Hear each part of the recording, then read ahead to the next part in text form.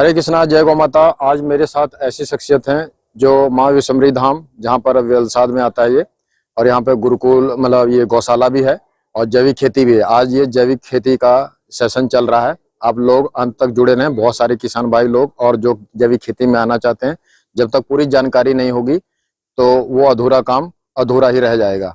तो ये हमारे जो शैलेश भाई हैं, इनको 4 साल का जैविक खेती का पूरा एक्सपीरियंस है, तजुर्बा है। अभी जीवामृत के बारे में हम बात करेंगे। सबसे पहले आपका मैं धन्यवाद करना चाहूंगा, हमारे चैनल के लिए आपने समय निकाला है शैलेश भाई। और मैं आपका छोटा सा परिचय जानना चाहता हूं, आपने कहां से क्या क्या कोर्स किया है, बताइए। मैं ये राबड़ा गांव का ही किसान हूँ। राबड़ा गांव, हाँ, ठीक है। और मैंने कोर्स किया हुआ है टीसीबीटी का है, बलराम किसान का है, जो पूरा वृक्ष आयुर्वेद पे है, रेसिड्यू फ्री खेती पे है।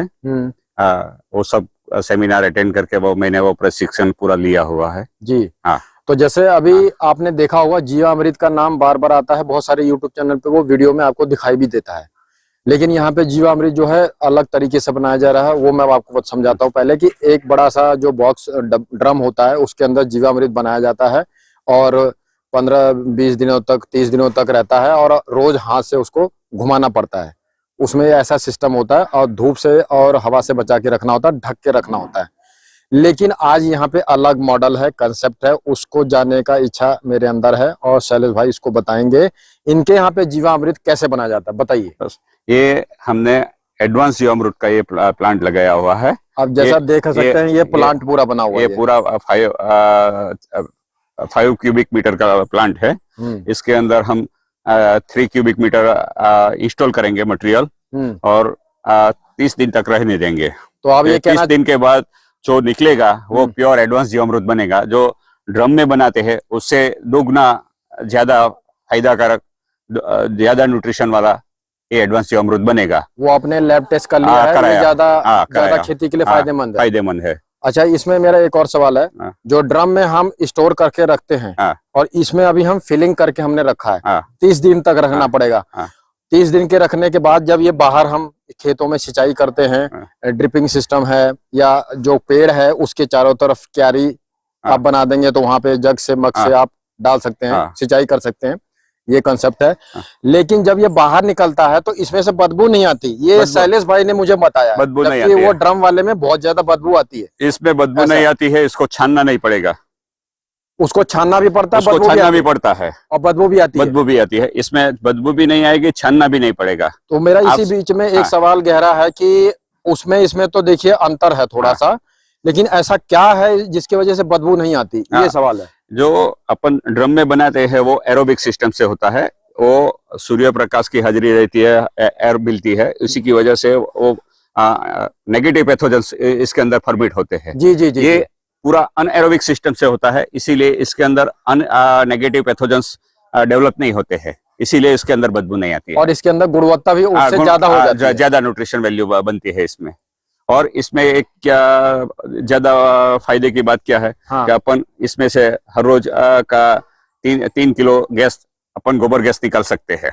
अपने किचन के लिए गैस भी प्लस में बन सकता है। इससे ये प्लस पॉइंट है कि गोबर गैस भी आप निकाल सकते हैं अपने रसोई घर के लिए। तो ये बहुत अच्छा नया मॉडल है, इसीलिए मैंने आपको दिखाया है। और जीवामृत का नाम जैसे आता है जहाँ पे, तो कहते हैं कि इसमें क्या क्या चीजें डाल के बनाई जाती है। शैलेश भाई थोड़ा यहाँ पे कैमरे के सामने आइए और थोड़ा खुल के बताइए। इसमें गोबर डाला जाता है, देसी गाय का गोबर, देसी गाय का गोबर, उसका गौमूत्र, उसकी छाछ डाली जाती है, सब्जी का वेस्ट डाला जाता है, फ्रूट का वेस्ट डाला जाता है, जैगरी डाला जाता है, और पके हुए चावल का पानी डाला जाता है, माड़क। हाँ, तो ये कितनी मात्रा लेनी होती है? ये पहली बार फिलिंग करते हैं तो 3000 लीटर पूरा फिलिंग के लिए। पूरा फिलिंग जैसे ये आप सामने देख रहे हैं, बस इसको पूरा करने के लिए 3000 क्यूबिक फिलिंग करना पड़ेगा। क्यूबिक यानी 3000 लीटर इसमें फिलिंग करना पड़ता है। तो इसमें एक मेरा फिर से सवाल है कि अगर इसको फिलिंग करेंगे तो देसी गाय का गौमूत्र, गोबर और ये जो सब्जी का स्क्रैप बता रहे हैं सब कुछ, ये कितना लीटर या किलो में लेना पड़ेगा अगर इसको फिलअप करना है? ये पूरा फिलअप करने के लिए 200 किलो गोबर लगता है, 200 लीटर गौमूत्र लगता है जी, और 80 किलो जगरी लगता है, गुड़। और 150 किलो सब्जी का वेस्ट लगता है जी। और 200 किलो फ्रूट का वेस्ट लगता है और बाकी का वाटर लगता है। इसमें अभी ये पानी। जो नया कंसेप्ट है, इसमें थोड़ा ये पूछना चाहूंगा, अभी आपने इस पे कोई रिसर्च करके देखा कि अगर मैंने पौधों पे डाला है तो वो ड्रम वाले और इसमें मुकाबले में अंतर साफ साफ पौधों पे पेड़ पौधे दिखाई दिया? इसका रिजल्ट फास्ट रहता है। अच्छा, इसकी न्यूट्रिशन वैल्यू उससे ज्यादा है और उसका क्या है कि वो कम समय में ज्यादा फायदा मिलेगा, ज्यादा फायदा है, पैदावार मिलेगी।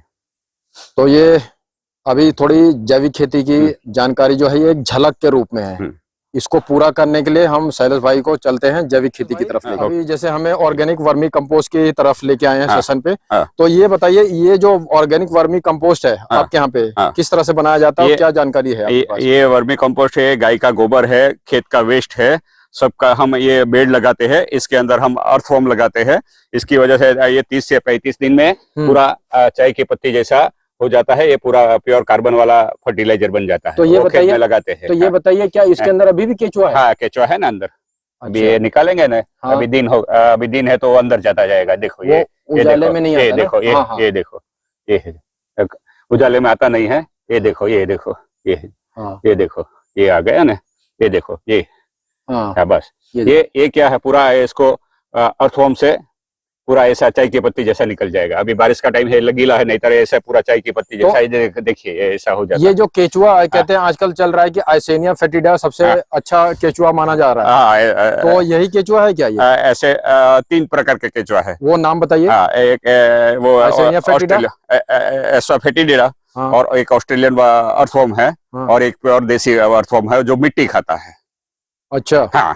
तो इन तीनों में ये तीनों ही कारगर हैं? हाँ, तीनों ही कारगर है। तो आपने हर एक का काम अलग है। मुझे तो इनका लोकेशन बताइए, कहाँ कहाँ पे मिलते हैं? भारत के हैं ये या कोई विदेश के भी है? ये सब भारत में ही है। अच्छा, ठीक है। मिलते तो सब जगह है, लेकिन सब जगह पे डेवलप किया हुआ है। जो भी वो वर्मी कंपोस्ट का जैविक खेती वाला जो करता है वो सब एक दूसरे की तरफ से कोऑपरेट करके मंगवा सकते हैं और फिर बाद में डेवलप कर सकते हैं। आपने कहा कि गाय के गोबर का और जो खेतों का वेस्ट होता है, सूखे पत्ते नींदामण निकलता है, कुछ भी सब जो भी वेस्ट है वो सब लगा देते हैं। तो इसमें थोड़ा बहुत मिट्टी भी डाला जाता है। तो जैसे सामने मान लीजिए ये खेत है, हरा भरा ये धान का जब इसकी कटाई हो जाएगी तो लास्ट के में जो नीचे की तरफ वो स्क्रैप बचेगा, वेस्ट बचेगा, वो वेस्ट है, वो सारा इसमें डाल के ऐसा ही वर्मी कंपोस्ट खाद बना देंगे। और जो गौमाता रोज गोबर गौशाला में कर रही हैं, वो लेबर लोग यहाँ पे आके यहाँ पे उसका बेड लगाते हैं। तो ऐसे जब उधर से गोबर इकट्ठा हो रहा है, खेतों से वेस्ट इकट्ठा हो रहा है, तो ये कितने दिन तक इस तरह से रखे और ये खाद ऑर्गेनिक वर्मी कंपोस्ट बन जाता है? ये 30 दिन से 40 दिन के अंदर वर्मी कंपोस्ट तैयार हो जाता है पूरा 1-1.5 महीने में। हाँ, 1-1.5 महीने में। तो ये आपके खेतों में इस्तेमाल हो रहा है ये खाद, या आप किसी को बेच भी रहे हैं? नहीं, खेतों में लिए, खेतों के लिए हम बना रहे हैं। खेतों के लिए बना रहे हैं जी। हाँ। तो ये देखिए आप, यहाँ पे बहुत सारा ऐसा काम हो रहा है जो आप लोग आके देख सकते हैं। और हाँ, शैलेश भाई हैं, माफ कीजिएगा, शैलेश भाई ने कहा है कि वो 4 साल से जो तजुर्बा है वो लोगों को सिखा भी सकते हैं अगर जो लोग इच्छुक हैं। हाँ, और आपसे सवाल भी अगर फोन करके कॉल करके पूछना चाहें तो आप बता भी सकते हैं। तो शैलेश भाई, आप अपना नंबर बताएंगे इस संपर्क से थोड़ा सा? 98790 98979। एक बार फिर से बताइए। 98790 98979। आगे चलते हैं और देखते हैं। जैविक खेती का परिसर बहुत बड़ा है। हमारे सामने शैलेश भाई खड़े हैं। आप देखेंगे चारों तरफ पेड़ पौधे लगाए गए हैं और बहुत ही अच्छी यहाँ पे प्राकृतिक सौंदर्य से लबालब है। यहाँ तो ये धान की खेती है। शैलेश भाई, ये धान की खेती है क्या? हाँ, ये देखिए, मतलब ये चावल की खेती है। चावल की खेती है। तो इसका भी कोई ब्रीड है? इस चावल का नाम है कुछ? हाँ, ये चावल है, देसी टाइप का है, देसी बियारण है। तो जैसे आज मान लीजिए चावल की बुआई आपने करी और इसकी कटाई आपको अगर लेना है तो कितने दिनों के बाद ये आता है? 120 दिन के बाद कटाई हो जाएगी। अभी ये तैयार होने में 10-15 दिन बाकी है। तो इसका मतलब ये है कि पूरा 4 महीना लग जाता है? 4 महीना लग जाता है। तो देखिए कितनी अच्छी धान की ये खेती है और हरियाली है, पूरा लबलबा है। तो ऐसा ही बहुत सारा यहाँ पे कंसेप्ट मॉडल तैयार किया गया है। ये श्री महापात्रा जी के मार्गदर्शन से ये बहुत अच्छा हो रहा है। और ये जो सामने ट्रॉली आ रही है वो गायों के लिए चारा कटाई होके आ रहा है। अच्छा, तो ये कितनी बार यहाँ से जाता है? 2 बार जाता है, सुबह शाम? हाँ सुबह शाम। और दोनों बार कटाई होती है चारे की और फिर हाँ। गौ माता को खिलाया जाता हाँ, है? गाय माता को तो खिलाया यहाँ जाता है। पे देखिए भैया लोग जा रहे हैं। जय माँ विषम्बरी, जय माँ विषम्बरी। ये देख सकते हैं, ये ट्रॉली जा रही है गौशाला में गायों के हरे चारे के लिए। आप देख सकते हैं यहाँ ये बड़े बड़े ड्रमों में ये क्या है, ये मैं आपको बताता हूँ। गौ कृपा अमृतम है, जो बंसीगिरी गौशाला के गोपाल भाई सुतारिया जी किसानों के लिए और प्रकृति माँ के लिए, गौपालन के लिए, गुरुकुल के लिए बहुत सारे पे वो काम कर रहे हैं। इसी बीच में एक लाइन में बोलूंगा, अगले ही महीने गुरुकुल गौशाला जैविक खेती और जो उनका जो परिसर है गोपाल भाई सुतारिया जी का, मेरे यूट्यूब चैनल पे उनका बहुत अच्छा एक इंटरव्यू होगा, वो आप घर बैठे देख सकते हैं। तो जल्दी से चैनल को सब्सक्राइब कर लीजिए। जय गौ माता जय गोपाल 1983। हमारे साथ शैलेश भाई जुड़े हुए हैं, निरंतर आपको जानकारी दे रहे हैं। जीवामृत के बारे में उनसे हमने जाना, जो 30 दिन में बनता है और धरती माँ पे जब हम उसको छिड़काव करते हैं खेतों में तो पौधे को पेड़ बनाया जाता है, जल्दी से उससे फल लिया जाता है, वो बड़ा हो जाए और प्रकृति के लिए, मानव जाति के लिए कल्याण कर रहा है। गौ कृपा अमृतम कितने दिन में तैयार होता है, इसके अंदर क्या क्या डाला जाता है, ये जीवामृत से अगर कंपेयर करें तो क्या है इसका अंतर, ये थोड़ा बताइए मुझे आप। जीवामृत यानी फर्टिलाइजर है। अच्छा, फर्टिलाइजर। हाँ, ठीक है। और ये गौ कृपामृतम यानी के जो बैक्टीरिया चाहिए, अपन खाना खाते हैं तो खाना हजम करने के लिए जो पाचक रस चाहिए, एंजाइम चाहिए, इसी तरफ का ये एक एंजाइम बन जाता है जो बैक्टीरियल कॉलोनी में बनता है। इससे जमीन में जो अपना ये फर्टिलाइजर है वो अपने फसल को एक्सट्रैक्ट करने के पूरा सहाय करता है। तो ये जीवामृत 8 दिन में तैयार होता है, 8 से 10 दिन में। इसमें गुड़ और जीवामृत का मदर कल्चर और पानी डाला जाता है। बस 3 चीजें डाली जाती है। तो ये ऐसे ड्रम में तैयार होता है? हाँ, ड्रम में तैयार होता है। तो जैसे एक ड्रम ले लिया, उसमें कितना लीटर पानी होना चाहिए? अभी 200 लीटर पानी में 2 लीटर मदर कल्चर चाहिए और 2 किलो गुड़ चाहिए। और ये 8 दिनों में तैयार? 8 दिनों में तो इसको घुमाना भी पड़ता है? 1-2 बार घुमाना पड़ता है। अच्छा, कितने दिनों पे? 2-3 दिनों के बाद। और वो 8 दिन में तैयार हो जाएगा। तो ये आप कहते हैं कि जीवामृत है जो पौधों को बड़ा करने में, पौष्टिक गुणवत्ता सब कुछ देने में है। लेकिन अगर उन पौधों में और गुड़ डालना है, मिनरल्स डालना है, तो उसके लिए गौ कृपा अमृतम को तैयार किया जाता है, डाला जाता है। तो ये कैसे, ड्रिपिंग सिस्टम से ये भी डालते हैं? ड्रिप से है ये, यहाँ पे ड्रिप है, ड्रिप से चला देते हैं और पूरा खेत में चला जाता है। अच्छा, एक बात बताइए, जैसे मान लीजिए पेड़ है और उसके चारों तरफ मैंने नाली सी और क्यारी टाइप की बनाई हुई है, तो जीवामृत मैंने ऐसे ही डाला था। अब उसके बाद में गौ कृपा अमृतम भी ऐसे ही डाल सकते हो? ऐसे ही डाल सकते हो। उसका कोई ऐसा नहीं कि एक के ऊपर डालेंगे तो नुकसान होगा? नहीं, कोई नहीं नुकसान होगा। ये आपने देखा किस तरह से शैलेश भाई हम सबको जानकारी दे रहे हैं। ये तजुर्बेकार हैं, इनका नंबर मैंने संपर्क सूत्र डिस्क्रिप्शन बॉक्स में लिखना है और आपको डायरेक्ट इनसे संपर्क करना है। मैं तो एक आधार हूँ, लेकिन डायरेक्ट इनसे संपर्क करना है। वो क्या, एक लाइन मुझे शैलेश भाई आपसे बात करते वक्त याद आ रहा है कि ये खेती, जैविक खेती जो है वो गाय के बिना अधूरा है।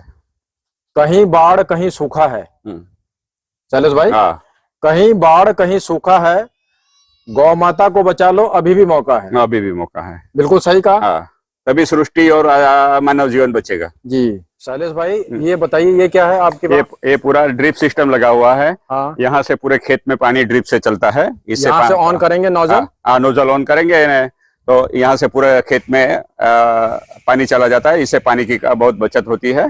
60% पानी बचता है और उत्पादन ज्यादा आता है। और पौधों को जितना पानी चाहिए उतना दे सकते हो। तो ये आप सुबह 24 घंटे ऑन रहता है या नहीं? अभी जिस फसल को जितने टाइम जरूरत है, जितना लीटर पानी चाहिए, उसके हिसाब से ये ऑपरेट रहता है। शैलेश भाई, जैसे ये काफी बड़ा परिसर है जैविक खेती का, एक बार मैं आपको झलक दिखाता हूँ। देखिए कितनी हरियाली है और कुछ भैया लोग आगे की तरफ वहाँ खेतों में है।